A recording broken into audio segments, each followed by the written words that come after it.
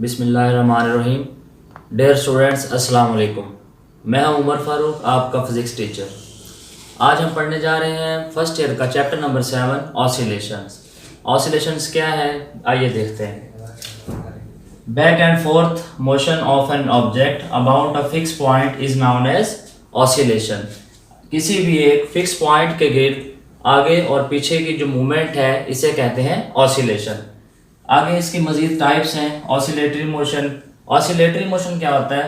To and fro motion of a body about its mean position is called oscillatory motion. ऐसा motion जो किसी भी main position के गिर्द आगे और पीछे मूव करे ऑसिलेटरी मोशन कहलाता है। इसकी एग्जांपल्स है आगे। There are following examples. For example, पहली एग्जांपल जो है वो है सिंपल पेंडुलम की। आप देखेंगे एक सिंपल पेंडुलम जो है वो अपनी मेन पोजीशन ओ के अराउंड पहले जाता है एक्सट्रीम पोजीशन ए पर, उसके बाद वापस मीन पर और फिर मीन से एक्सट्रीम पोजीशन बी पर। इसी तरह हमारे पास दूसरी जो इसकी एग्जांपल है वो है mass attach to a spring system, और तीसरी एग्जांपल है बॉल एंड बाउल सिस्टम, और चौथी एग्जांपल है अगर कोई मीटर रूल हम किसी फिक्स स्पॉट से टेबल पर फिक्स कर दें। तो आज का जो हमारा टॉपिक है वो है mass attach to a spring system. तो इसी एग्जांपल को लेकर हम आगे चलेंगे। Motion of a mass attach to a spring system. इसके अंदर हमारे पास एक मैस है जो कि हमने स्प्रिंग से अटैच किया हुआ है और इसकी मोशन को हमने डिस्क्राइब करना है। सबसे पहले जो है हम इस मैस को एक एक्सटर्नल फोर्स की मदद से डिस्प्लेस करेंगे, और डिस्प्लेस करने के बाद ये अपनी मेन पोजीशन से चला जाएगा एक्सट्रीम पोजीशन पर, और due to this extreme position ये अपनी एक्सट्रीम पोजीशन से वापस आएगा मेन पोजीशन की तरफ ड्यू टू रिस्टोरिंग फोर्स। और मेन पोजीशन पर ये बॉडी रुकने की बजाय जो है ये मैस आगे कंटिन्यू करेगा ड्यू टू इनर्शिया।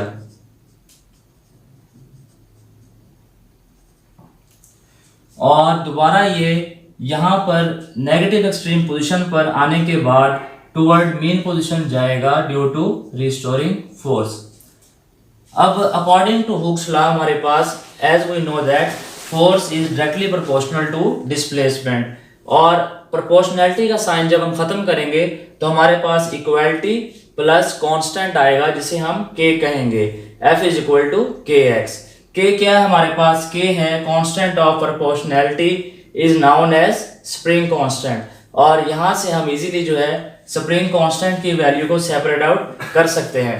आप देखें यहाँ पर ये जो डिस्प्लेसमेंट x है k के साथ मल्टीप्लाई हो रहा है और दूसरी साइड पर जाकर क्या होगा? डिवाइड।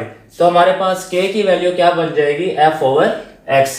और यहाँ से हम जो है इजीली स्प्रिंग कांस्टेंट की जो है वो डिफाइन को बयान कर सकते हैं। यानी कि स्प्रिंग कांस्टेंट की क्या डिफाइन बनेगी? Force per unit extension. और ये एक्सटेंशन कौन सी है और कितनी है? ये वो फासला है जब हमने एक्सटर्नल फोर्स अप्लाई की तो मैस ने कुछ डिस्प्लेसमेंट कवर किया जिसे हमने x का नाम दिया। और इसके बाद आप देख सकते हैं कि हम इजीली यहाँ से इसका यूनिट भी बयान कर सकते हैं। जैसा कि आप जानते हैं कि फोर्स का यूनिट होता है न्यूटन और डिस्प्लेसमेंट का यूनिट होता है मीटर। तो मीटर ऊपर जाकर इन्वर्स हो जाएगा और ये बन जाएगा न्यूटन पर मीटर। तो न्यूटन की जो वैल्यू है हम वो भी जानते हैं, किलोग्राम मीटर पर सेकंड स्क्वायर, और डिवाइडेड बाय मीटर से कैंसिल आउट हो जाएगा, बाकी हमारे पास बचेगा किलोग्राम पर सेकंड स्क्वायर। तो ये इसका दूसरा यूनिट है, और इस दूसरे यूनिट से हम इजीली यहाँ पर इसकी डायमेंशन भी फाइंड आउट कर सकते हैं या बता सकते हैं। तो किलोग्राम जो है वो क्या चीज़ है? वो मैस है, और मैस का सिंबल क्या होता है? m, और डायमेंशन में हम इसे कैसे लिखते हैं? Capital M। और सेकंड क्या है? सेकंड जो है वो टाइम का यूनिट है, और टाइम का सिंबल क्या है हमारे पास? Capital T। तो ये हमारे पास बन जाएगा mt-2, और इसको स्क्वायर ब्रैकेट्स में लिखेंगे जो कि डायमेंशन को डिस्क्राइब करेगा। उसके बाद आगे हमारे पास है इसका फर्दर रिस्टोरिंग फोर्स। तो रिस्टोरिंग फोर्स जैसा कि आप जानते हैं कि due to elasticity an opposing force is act against the external force which is known as restoring force, और उसकी इक्वेशन होती है F is equal to minus k x. और हम जानते हैं कि according to Newton second law F is equal to m में, तो हम यहाँ पर F के अंदर m उसकी वैल्यू पुट करेंगे m में, और यहाँ से जो है हम एक्सेलरेशन को सेपरेट आउट करेंगे, तो m वहाँ जाकर डिवाइड हो जाएगा, ये बन जाएगा -k/m, और k भी कांस्टेंट है और मास भी इसका कांस्टेंट है।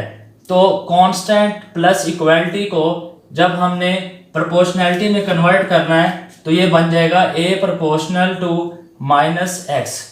तो यहाँ पर ये इक्वेशन हमें क्या बता रही है कि acceleration is directly proportional to displacement and directed toward mean position and which is known as simple harmonic motion. तो हम ये चैप्टर नंबर 10 में क्लास 10th में ऑलरेडी पढ़ चुके हैं कि सिंपल हार्मोनिक मोशन की भी सेम यही इक्वेशन है, और यही हमारे पास जो है इसका रिजल्ट निकलता है a प्रोपोर्शनल टू -x। तो आई होप सो स्टूडेंट्स के आज का टॉपिक आप लोगों को समझ आया होगा। तो आप लोग अगर कोई सवाल पूछना चाहते हैं तो आप फर्दर कमेंट्स में बता सकते हैं और पूछ सकते हैं। Thank you very much.